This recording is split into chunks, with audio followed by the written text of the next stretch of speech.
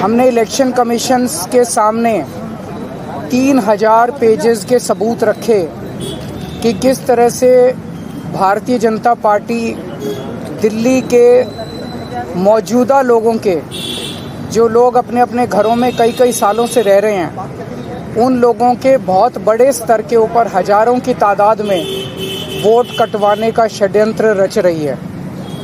हमने उनके सामने रखा कि किस, और ये जो वोट कटवाए जा रहे हैं ये अधिकतर गरीब लोगों के, एससी लोगों के, दलितों के, पूर्वांचली लोगों के, जो कि झुग्गियों में रहते हैं, कच्ची कॉलोनियों में रहते हैं, ऐसे लोगों के वोट कटवाने का षड्यंत्र रचा जा रहा है।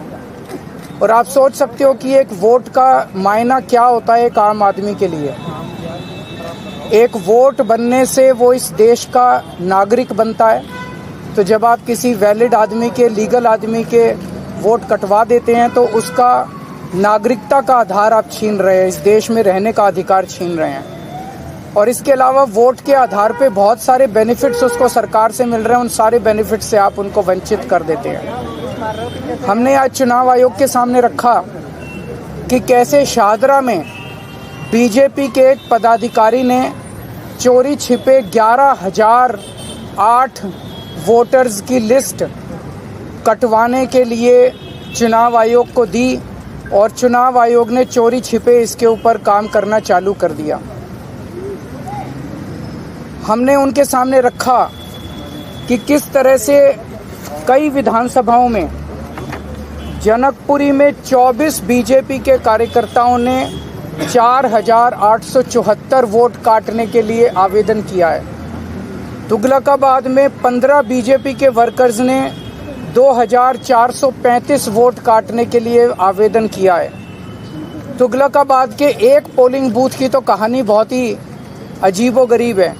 बूथ नंबर 117, इस बूथ पे 1337 टोटल वोट हैं। उन 1337 में से 554 वोट काटने के लिए 2 लोगों ने अप्लाई किया। 554 वोट, यानी कि एक ही बूथ के 40% वोट काटने के लिए आवेदन किया इन लोगों ने। पालम में 9 बीजेपी के कार्यकर्ताओं ने 1641 वोट काटने का आवेदन किया है। राजौरी गार्डन में 6 बीजेपी के कार्यकर्ताओं ने 571 वोट काटने का आवेदन किया है। हरिनगर में 4 बीजेपी के कार्यकर्ताओं ने 637 वोट काटने का आवेदन किया है।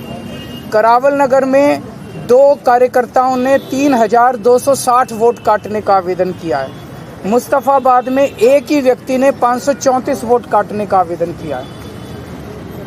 हमारी मांग थी कि ये मास डिलीशन बंद किया जाए।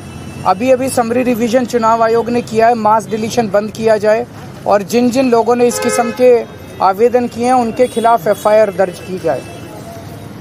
चुनाव आयोग ने मोटे मोटे तौर पे 3-4 हमें आश्वासन दिए। एक तो ये कि कोई मास डिलीशन अब चुनाव के पहले नहीं किया जाएगा। दूसरा ये कि अगर कोई भी डिलीशन किया जाता है तो वो लिस्टों के आधार पे नहीं किया जाएगा। किसी को भी अगर डिलीशन कराना है तो उसे फॉर्म 7 भरना पड़ेगा, उसी के आधार पे डिलीशन होगा। और अगर चुनाव आयोग तय करता है कि कोई डिलीशन होना है तो उस पे पहले फील्ड इंक्वायरी होगी और फील्ड इंक्वायरी में बीएलओ जो है वो अपने साथ बाकी पार्टियों के पदाधिकारियों को, रिप्रेजेंटेटिव्स को भी साथ लेके जाएंगे। तो सभी पार्टियों के रिप्रेजेंटेटिव्स के साथ फील्ड इंक्वायरी होगी और उस फील्ड इंक्वायरी के बाद ही किसी का नाम काटा जाएगा। ये बहुत बड़ा आज एश्योरेंस है चुनाव आयोग का। अगर ऐसा होता है तो हमें लगता है कि गलत डिलीशन सारे बंद हो जाएंगे। एक और बात कही गई कि अगर कोई एक आदमी 5 से ज़्यादा डिलीशन के लिए अप्लाई करता है तो उस मामले में एसडीएम को खुद फील्ड इंक्वायरी के लिए जाना पड़ेगा और उस फील्ड इंक्वायरी में बाकी पार्टियों के लोग भी साथ जाएंगे। हमने जब इंसिस्ट किया तो चुनाव आयोग ने भरोसा दिलाया है कि जिन लोगों ने फर्जी डिलीशन के लिए अप्लाई किया है उनके ऊपर एफआईआर करने के ऊपर चुनाव आयोग विचार करेगा। तो मुझे लगता है कि काफ़ी सकारात्मक मीटिंग रही चुनाव आयोग की।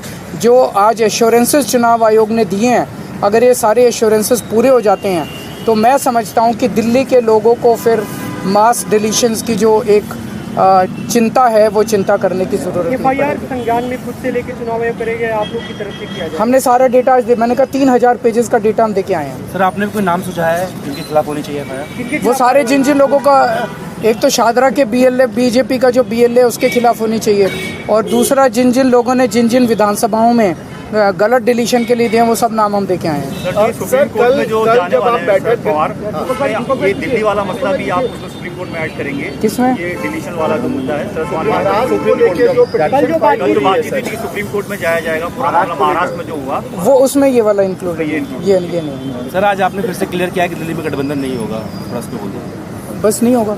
Sir Thank you. ओवरऑल